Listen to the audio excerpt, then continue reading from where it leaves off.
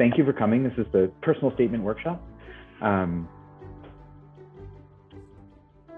we will be recording this. If you didn't notice, it's already being recorded, and we'll be posting it on our website as soon as we get it edited. We'll go ahead and get started. I'm going to share my screen. So my name is Ethan Bull. I'm a pre-health advisor here in the A Center, and you can access this presentation at this bit.ly address, which is bit.ly/Ethan PS 2022. So it'll have this presentation as well as a bunch of other resources, and I'll put this up on the screen again a few times during the presentation. But welcome and thank you for coming. This will just be a personal statement workshop about how to write a personal statement for professional school applications. We'll start out with a land acknowledgement. So I'm going to pass it off to Sydney, who's one of our ambassadors, our pre-health ambassadors in our office. Go ahead. Hi there. Thank you guys so much for coming. Before we begin, we are going to read our land acknowledgement. We respectfully acknowledge the University of Arizona is the land and territories of Indigenous peoples.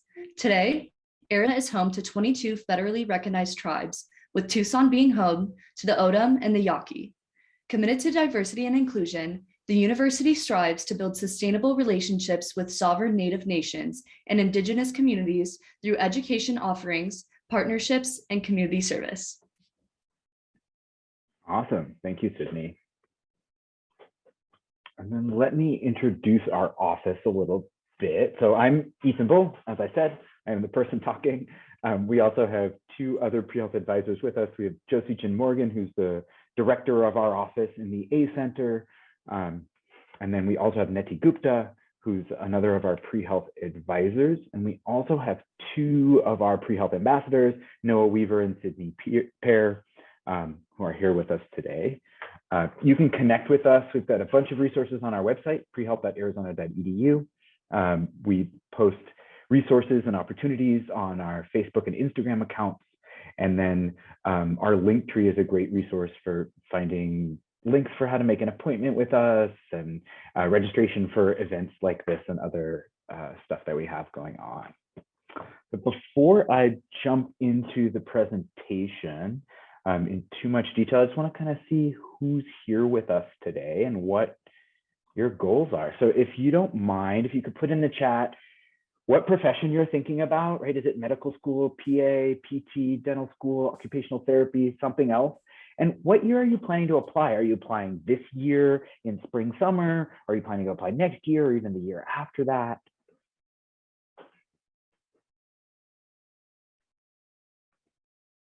Med school. Okay, so two folks applying to med school this year, occupational therapy in a little bit, dental school, med school next year, pharmacy school, med school or PT. Okay. PA. Great. Okay, so it looks like got a nice mix of different professions. And folks that are getting ready to apply really soon or are applying in a little bit. It's never too early or too late to go to a personal statement workshop, for sure. Our goals for today, to give you an overview of how to write an effective personal statement, including the goal of these types of statements, what to include and what not to include, to introduce a few possible methods for getting started writing your personal statement, and to give you some tools to write a first draft, and then resources for where to go for support with revision. And if you do have a question, you can pop it in the chat or you can unmute yourself and ask. We do have a nice amount of time built in. We'll also have time for questions at the end. So the task itself, the personal statement for health professionals school, depends on the profession you're thinking about. For medical school, you're looking at 5,300 characters. Whether you're applying to MD school, allopathic medicine, or DO school, osteopathic medicine. You know, if you're looking at PA school, you're looking at 5,000 characters. Pharmacy schools right in 4,500. Same with PT. So there's a little bit of variation, but it's right in that page to 2-page range, which is not a lot. And so it is something that takes some refinement because you don't have a ton of space. So we'll start out with some good news and some bad news. We'll start with the bad news so we can move on to the good news. The bad news is that most students, including English majors, history majors, philosophy majors, find that the essay or the personal statement is the biggest challenge in the health profession's school application process. It's something that's hard to write, and it's not something that you get a lot of instruction on in college. There's not a lot of instruction on how to write a personal essay that brags about you in a subtle way. So some people, right, feel like, you go over it so much that you don't even know who you are anymore. But there's also good news, right? And so the good news is that you've already started on the content. You don't need to do research. You don't need to do interviews, right? The content of this is the stuff you've already done. Your clinical experience, your volunteering experience, your research experience, and just your general life experience, the things that you've done. So that's part of the good news. More good news is it's not as much about what you say as how you say it, right? So it's not as much about exactly which experience you had. It's more about how you talk about the experiences you did have, what you learned from them, how you grew. And schools care less about what it was and more about why you did it, what you learned, those pieces of the puzzle. It is an important part of the application process. It is the one place in the application where you can kind of show who you are beyond your grades, your test scores, your activities, and your classes. And so, right, giving just a little hook for schools to want to invite you to an interview. And so sometimes if you're looking at 1,000 candidates who have similar scores, the personal statement can be part of the equation to decide, well, of these 1,000, which 100 do we want to interview, or which 400 do we want to interview? And so it is important that you create the best possible personal statement that you can. More good news is that we know what they're looking for. Whatever profession you're thinking about, whether it's PA school or medical school or pharmacy school, the AAMC core competencies are a set of attributes that schools are looking for, that health professional schools are looking for, right? They're looking for integrity and ethics, reliability and dependability, service orientation, social and interpersonal skills, teamwork, capacity for improvement, resilience and adaptability, cultural competence, and oral communication. And so in your personal statement, you're going to want to convey and demonstrate which of these competencies are your strengths. So you can do it, as the puppy says. So I've added a bunch of memes to the presentation. So the next thing to think about is what to say.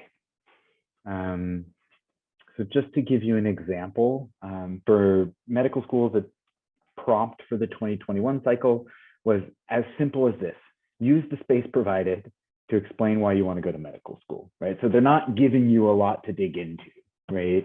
And so breaking down what the question means is part of the process for figuring out what to write. There's a bunch of different ways of thinking about it. One way to think about it is to think about how you know the profession's right for you and how you know that you're right for the profession. So why do you want to do it? What attracts you to this particular health profession? And what have you done that shows you'd be good at it? So that's one way to interpret that question. But it also may include, a variety of other things. It may include, who are you, right? Where do you come from? What's your background like, right? What's your personality? How did you get to where you are? What set you on the path? What kept you coming back despite the challenges? It may also include what are your ideals and your values, and how do they fit with this particular profession? Or where, as it can be as simple as, why would you be a great doctor? Why would you be a great pharmacist?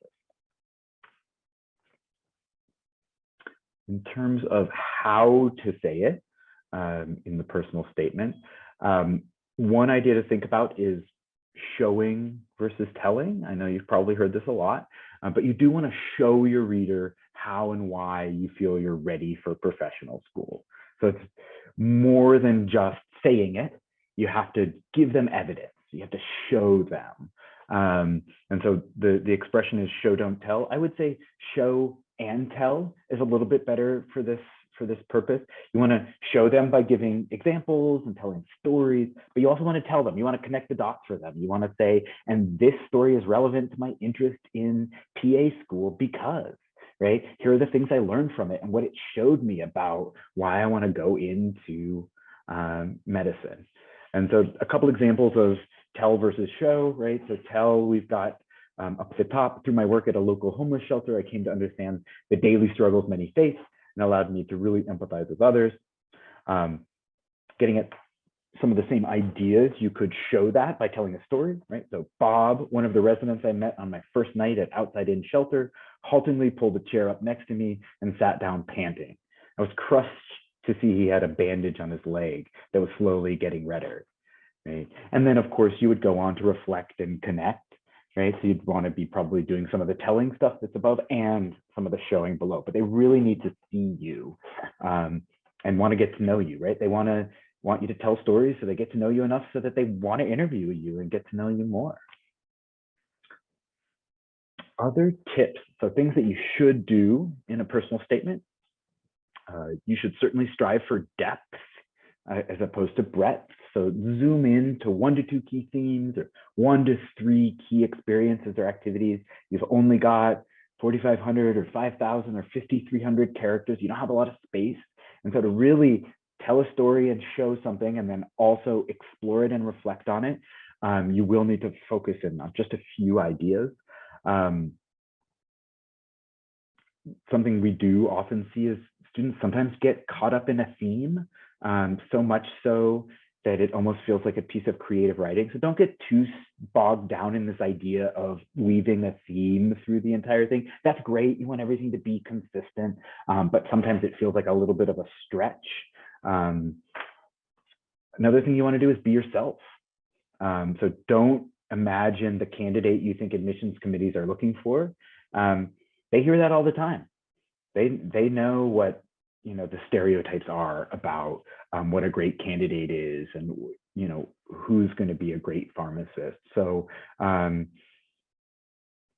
try to be yourself. Try to show them something about you that's a little bit unique, that's specific to you, right? You don't have to think really hard about it. Just who are you, right? That's going to show them what's unique about you, and it's going to make them more interested in wanting to get to know you more, inviting you for an interview.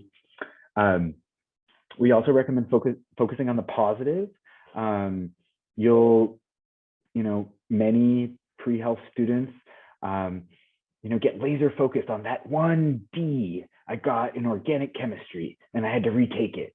Or, that one semester where I got 3 Bs and 2 Cs or something like that.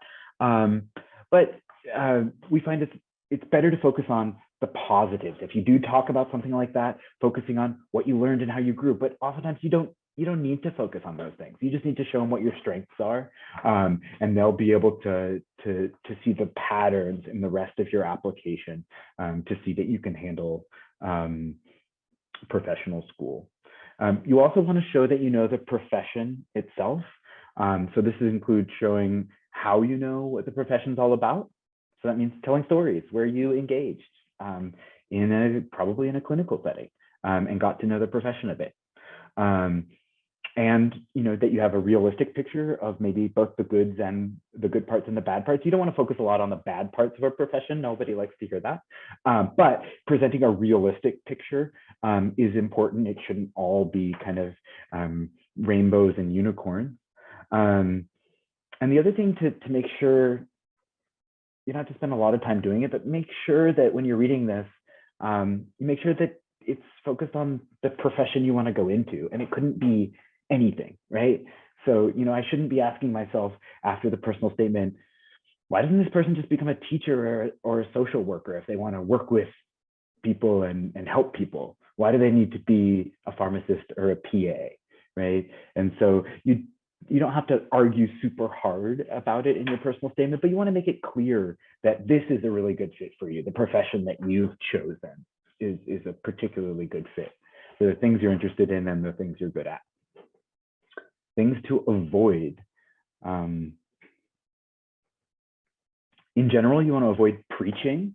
So remember that many people that are on an admissions committee have done this for a while. They might be a practicing health professional. They might have been a physician for 20 years, right? And so telling someone in that position what it means to be a great physician may rub them the wrong way. And so just make sure it doesn't feel preachy. That doesn't mean you can't talk about the things you care about and the reasons why you want to go into a particular profession, but show them the way that you responded when you observed a great practitioner in action, and that's an example of the type of practitioner you want to be, as opposed to telling them, here's what a great pharmacist is, or here's what a great PA is. Instead, say, from my personal experience and the things I've observed, right, these are things I really value and the kind of health professional I want to be. You also want to try to avoid saying that you were chosen for this career. It's a pretty common faux pas that students fall into, right? The danger is when you say you're chosen for this career, or it's your calling, that kind of thing. It leaves your reader thinking you're not internally motivated to pursue it. It just landed on you as the best thing, and you'll do it because you were called to do it and you were chosen for it. So you want to make sure that there's that intrinsic motivation. You explored options. You made a specific choice about this profession being great for you. It does happen in several different ways. There's a million different ways it could happen, but ones that we see relatively commonly, you're compelled by your religious beliefs to go into this profession. Again, you want that's kind of like an external motivation. You want an internal motivation that you're choosing this. Some people say, a number of my family members are in this profession, and therefore, I've been chosen for it. It's right for me. Make sure you really express and show them that you're choosing it. Your family's not choosing it. Your family history isn't choosing it. You're choosing it based on the exploration and experience that you've done. Or, there's this idea that your family needs you to be a doctor. They've always wanted you to be a doctor. Again, you need to explore the profession you're thinking about and express that you're choosing it. You've explored it, your family wants it, but you've explored it and you've decided it really is a perfect fit.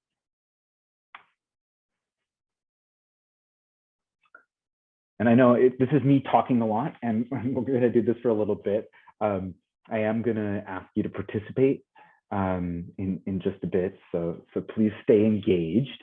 Another thing you want to avoid is making sure you don't just recount your entire work and activity section.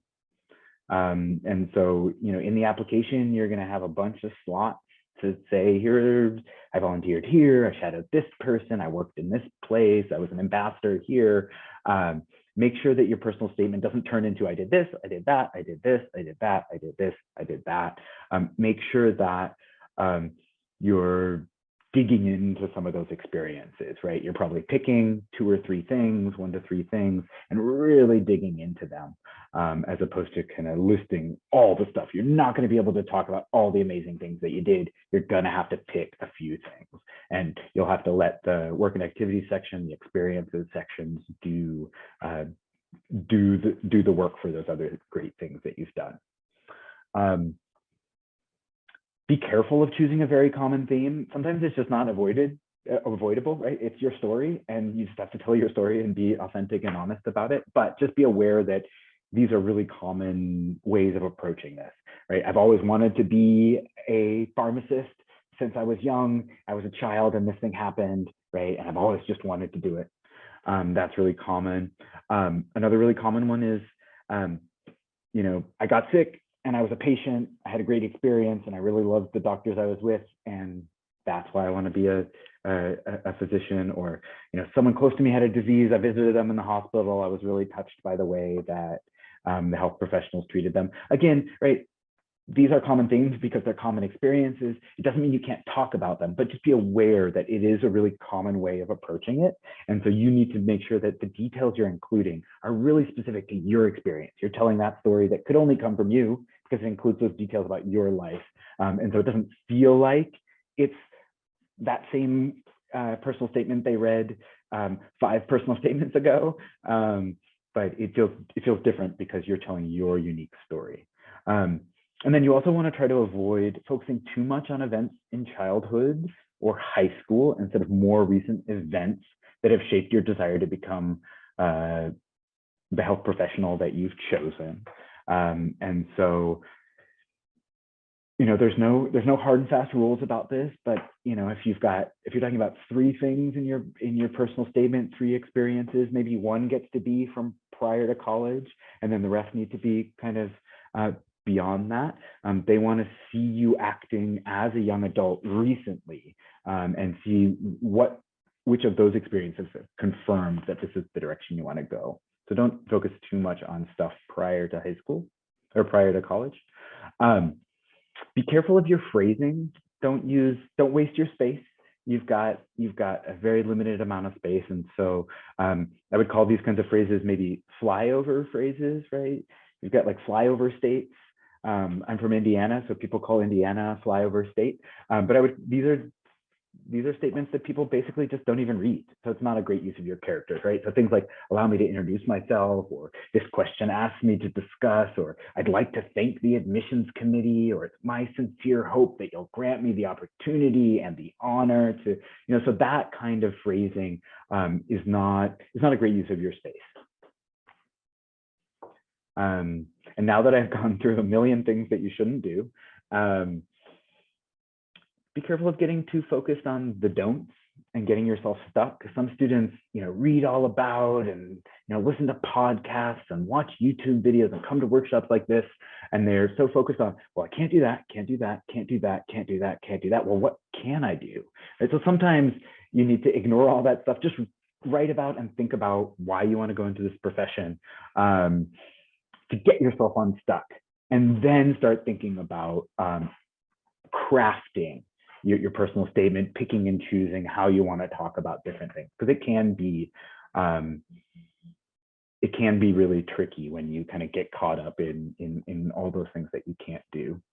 One more language level thing I like to mention is just be really careful about your language, and all practices of good writing are relevant here. And people that read maybe 500 of these in an admission cycle really appreciate the simple language stuff. So avoid passive voice, right? Use active voice instead.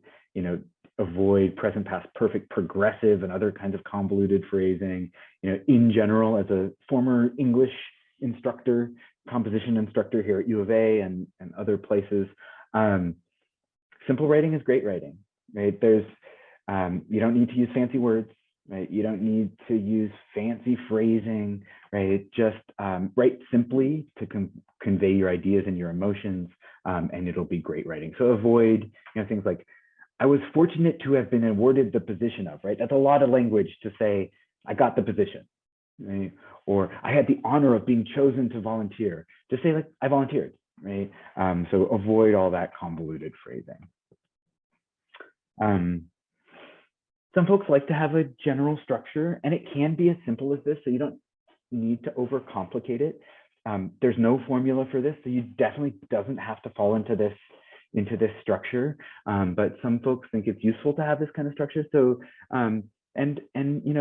just also remember, think of, what if I was on the admissions committee and I was reading 500 personal statements in a cycle, right? In maybe a 4 to 6 month period, right? I was reading 500 things. What would make it easier for me, right? And so, make sure you're being kind to your reader. Sometimes a predictable structure, clear writing can help with that. So it could be as simple as, you've got an introduction, you start with a hook, maybe it's a story in the moment, and then maybe you talk about that story and you make a general statement about why you want to be a PA or a pharmacist or a physical therapist, right? Then you've got several body paragraphs. It might be 2 or 3. Each one probably wants a transitional phrase at the beginning and a topic sentence, like, this is what this paragraph's about. Probably want a piece of evidence, right? So that might be telling a story, likely in the moment, right? That demonstrates the idea, the competency that you're trying to get across. And then at the end of the paragraph, you spend time talking about, right? I shared this story, I shared this moment, here's how it relates to my interest in medicine, or my interest in pharmacy, or my interest in being a physician's assistant. So you do that several times, and then you get to a conclusion. It's just a really short piece of writing, so your conclusion's likely going to be quite short. You don't have time to sum the whole thing up, so you might remind us of the larger idea of your statement or a theme that's running through it. You might decide to include a satisfying bookend where you mention something that you started in an introductory story, a nice kind of like bookend or bow tie. And then you might decide to just give us a brief vision of you as a future health professional or a health professional student. So it can be as simple as that. But again, there's no exact formula. So this is where I'm going to ask you to participate a little bit. So first I'm going to talk just a little bit about what makes a good introduction, and then I'm going to read some introductions to you and ask you to talk a little bit about, do you think they're good? Do you think they're bad? Right? How could they be improved? What do you think? So in my view, the beginning part of an introduction should draw your reader in, right? So it should have some sort of hook, getting your reader interested in wanting to read on and find out more and get to know you more. Oftentimes that'll be through the use of a story in the moment. Right? Most introductions don't start with a quotation, right? They're interested in your words, not someone else's words, right? And so we find usually using a quotation is an inefficient way of helping a school get to know you. And then all the other stuff that we talked about is also relevant to the beginning of an introduction. So let's look at the first one. So the first one here is, ever since I was a small child, I've wanted to become a podiatrist. So what do you think? You can unmute yourself, or you can put something in the chat. Yeah, that definitely doesn't grab my attention at all and seems to follow the same like cookie cutter experience that people talk about in their personal statements. Right, so it falls into that like ever since I was a kid sort of really, really common theme. And so as someone who reads these a lot, you might immediately be turned off. You're like, I've read this a million times. Yeah. Great. Okay, here's the second one. The sweat beaded on my forehead as if someone had turned the tap on all the way and forgotten about it. It felt like someone had poured an entire swimming pool on my head. The hall was small and crowded, lined with tile that may once have been white, but was now closer to the color of old bones or Uncle George's teeth. My arms were, and so on. What do you all think? So I've got some thumbs down. I've got some too much, too wordy, doesn't get to the point. Taking too long to get to the point, way too detailed, a bit dramatic, a bit too much. Is there anyone that has anything positive to say about this one?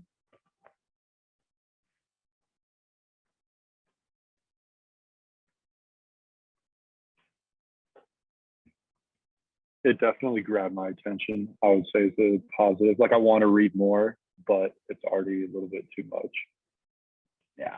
So it is like the drama is good, right? It pulls you in, but maybe it's too much, like people said, right? So some detail to pull someone in, but maybe then maybe you don't get old bones and Uncle George's teeth. Maybe you get just one of those, right? So maybe it's a little bit too detailed, but it does pull you into a moment, right? And it provides a detailed image, right? So I can float there in my head and picture this, right? And maybe you just don't have, this is too much time spent describing and not getting to the point.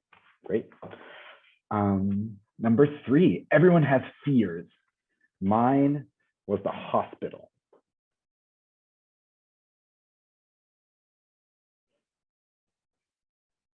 I like it. I think it's good. Okay.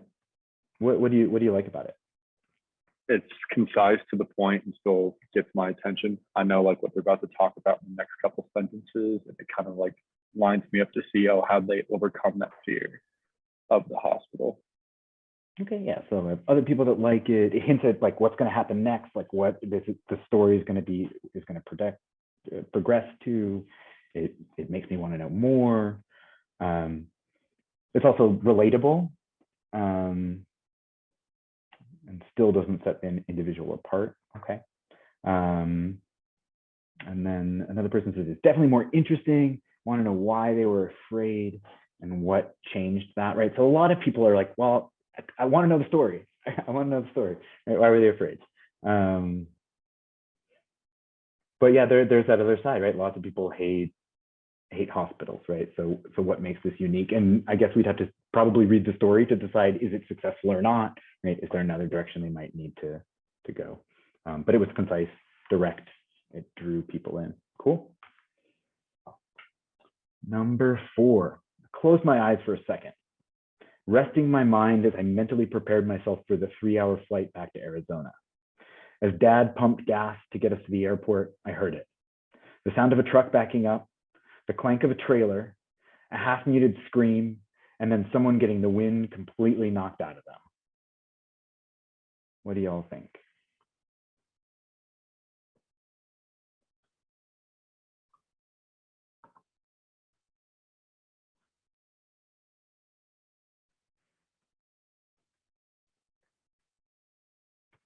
Okay, so someone says it grabs our attention.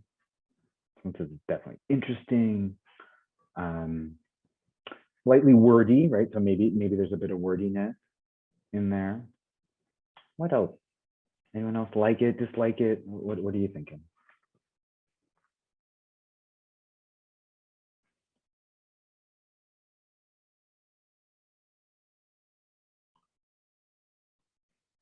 Okay. Yeah, I mean, I think, again, I'd say, it could go either way. It kind of depends on what happens next, right? There's some detail in here. There's a bit of a story. I'm kind of curious, right? And I think, I kind of what we will continually get at is like, there's no one right answer to this, right? And that's why it's hard, right? Because there's no formula. This could be engaging. It could work well, but it kind of depends on what happens next. Detail enough to draw me in, but not too much. Just for the shock factor, but if it's just for the shock factor of like getting knocked down, then maybe it doesn't work too well. Maybe it's a cliche. Kind of depends on what they do next. Cool. If the writer can make it a learning thing. Cool. Okay, so it depends on where they go next. Awesome. Number 5, as a child, I tolerated Yuma, Arizona's brutal summers and ignored anxieties about lung cancer to sit outside and chat with Dad while he smoked.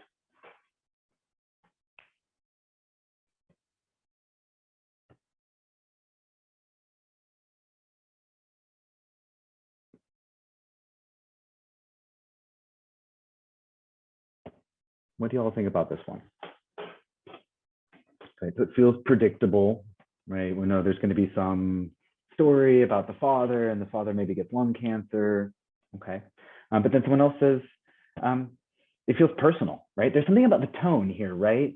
Like, as a child, I tolerated Yuma, Arizona's brutal summers and ignored anxieties about lung cancer. So even though it may end up being a predictable story, maybe it's personal and intimate in a way that, right, like part of a personal statement is to help a school get to know you and want to get to know you more. And so, hitting an intimate tone or, a personal tone can be really effective. It also feels unique and personal, because it feels a little bit different and liked it. I've got someone who said, I really liked how specific this starts off, more of my taste.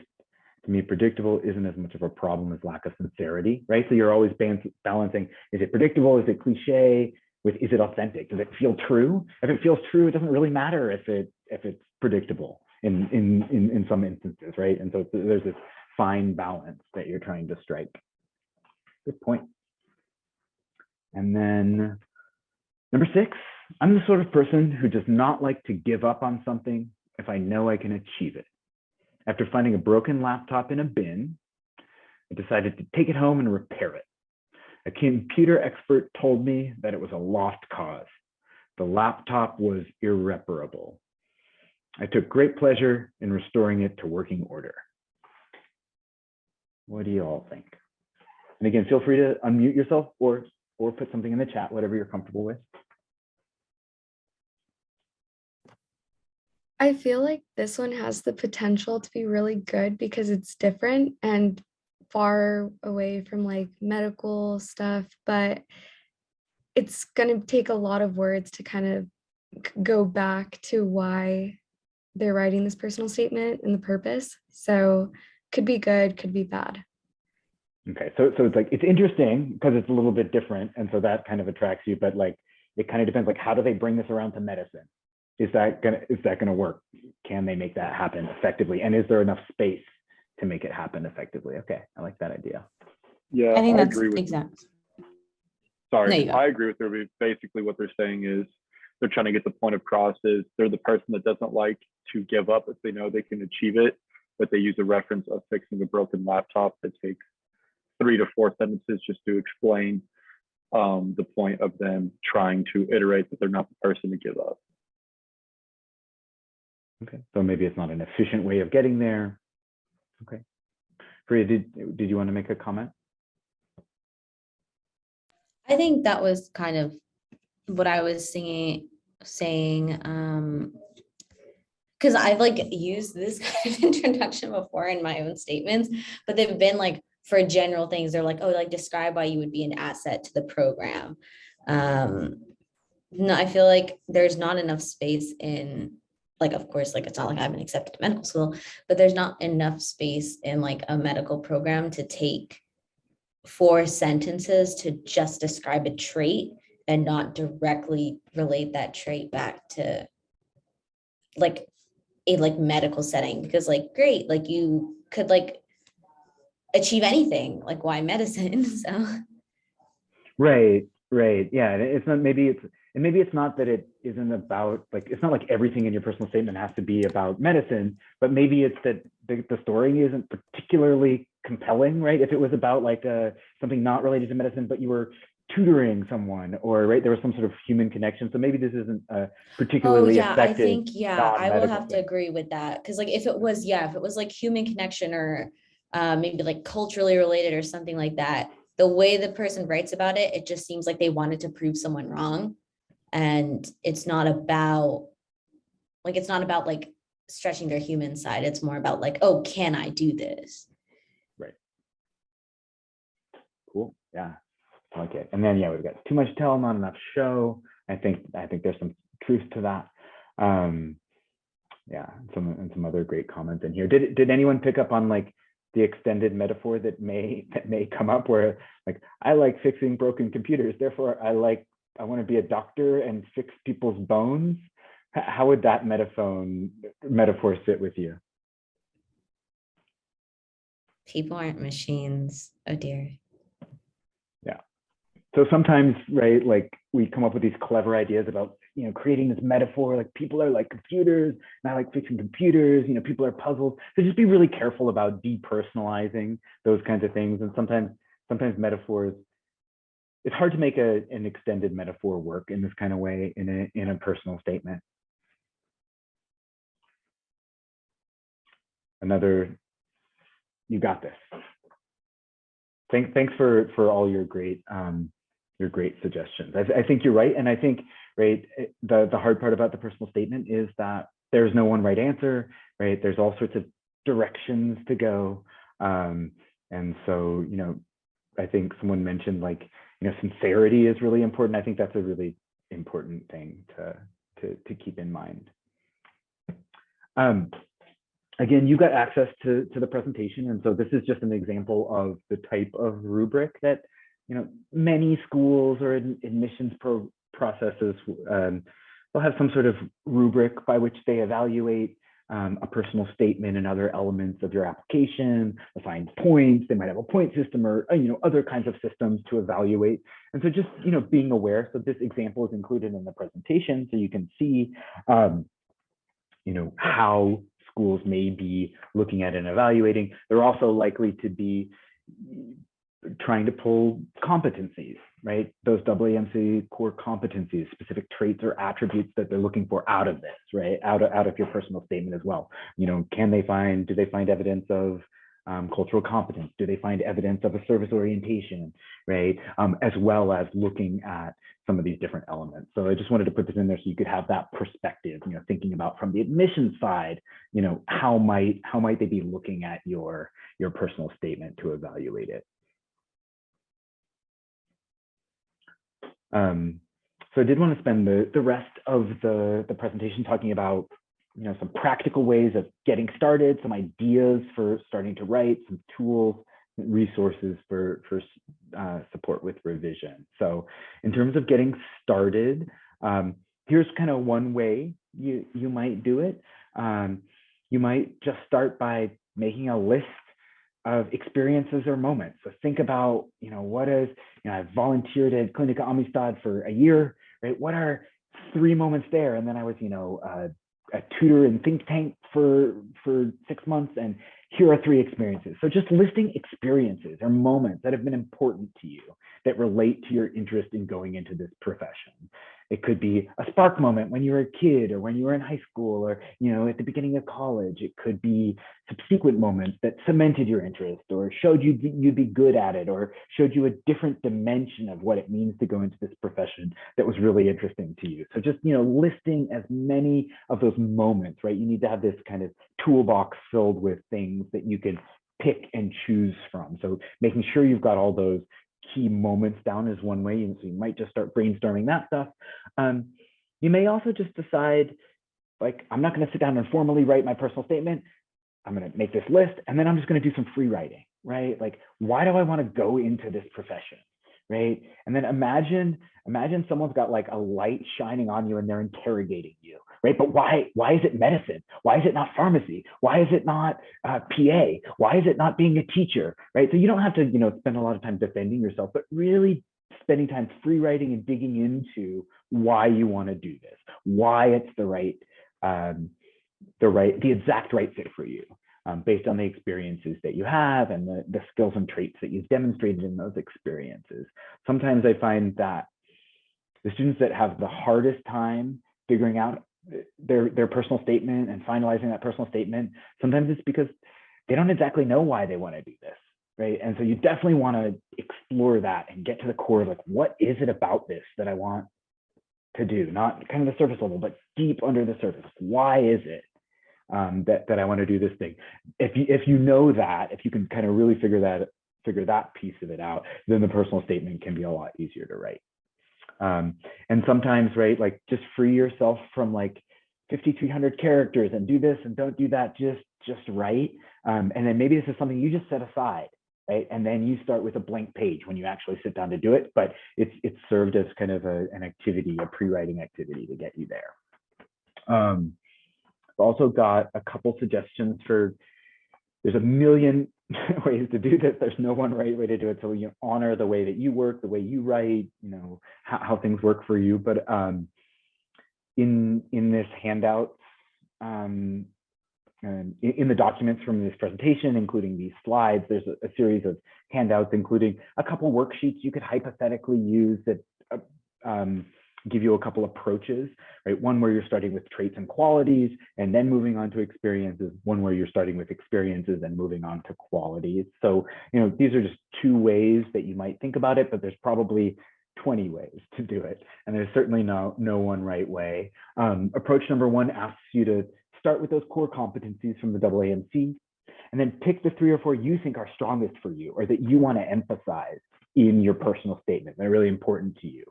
And then for each of those 3 or 4, you might list 2 or 3 experiences you have that may demonstrate those particular competencies or traits or attributes. And then, go through, look at what you've got and pick the single best experience for each and use that as the basis for getting started with your statement.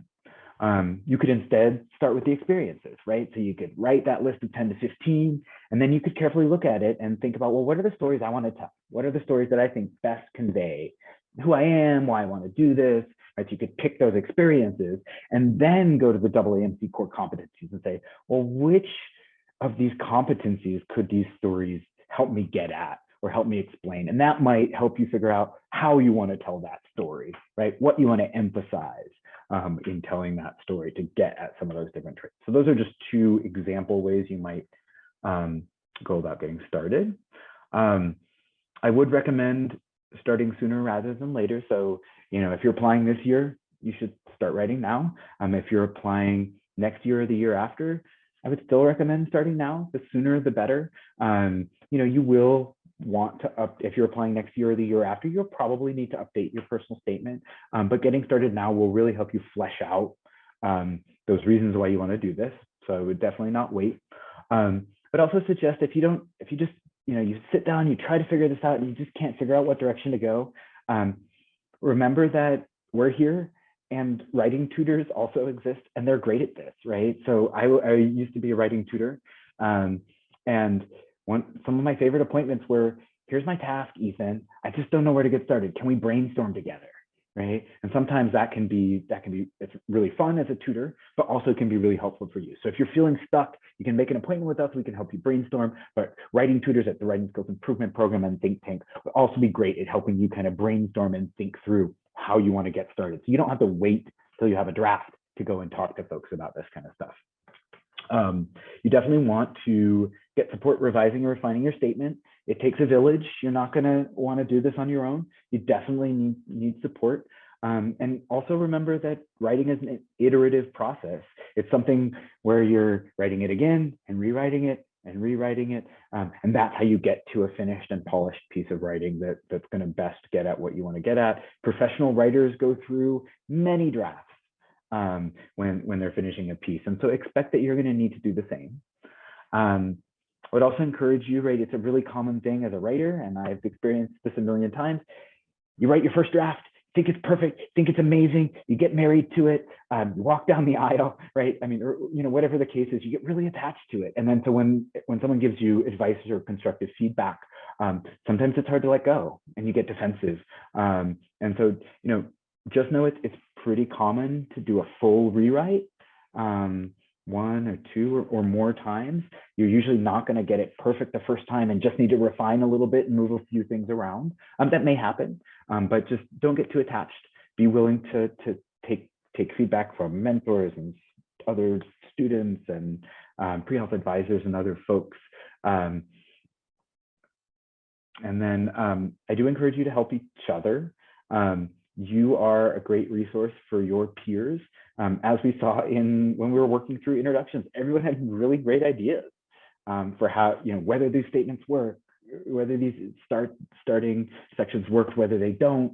And so, use clubs you're part of, groups, classmates, whatever networks you're a part of, your mentors, doctors that you've shadowed, professors that you work with, right? You don't want too many cooks in the kitchen, but do work with trusted folks in your life for support. And then, be willing to read other people's drafts, give them constructive but critical feedback, right? It doesn't help if you're just like, that's great, that's amazing, that's great. You do want to, maybe you really think it's great, but sometimes it's like, I just want to be supportive, right? And so, try to be constructive, try to dig in a little bit and give some advice and talk about things from your perspective. They can also leave your advice alone if they don't agree.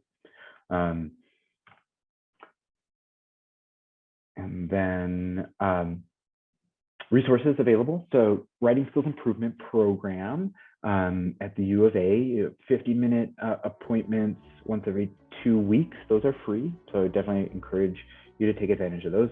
That resource, all professional tutors there. Think Tank's also amazing. The Writing Center there.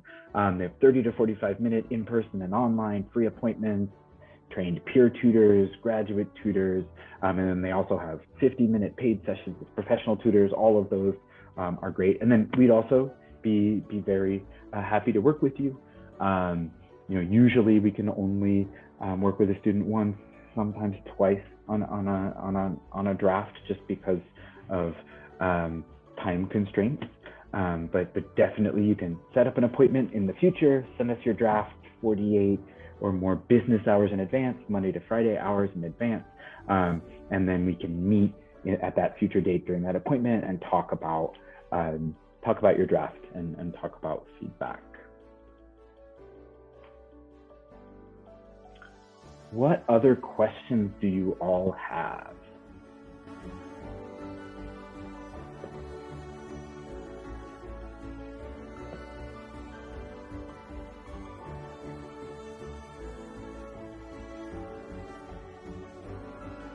Okay. Well, so it doesn't sound like there are any major questions, and so that's it for the presentation.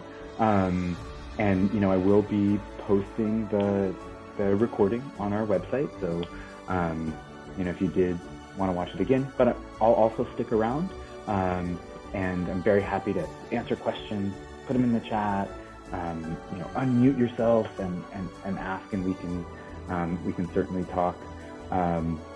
In the rest of the time we have. But thank you so much for coming. I really appreciate your participation and your attendance at this event.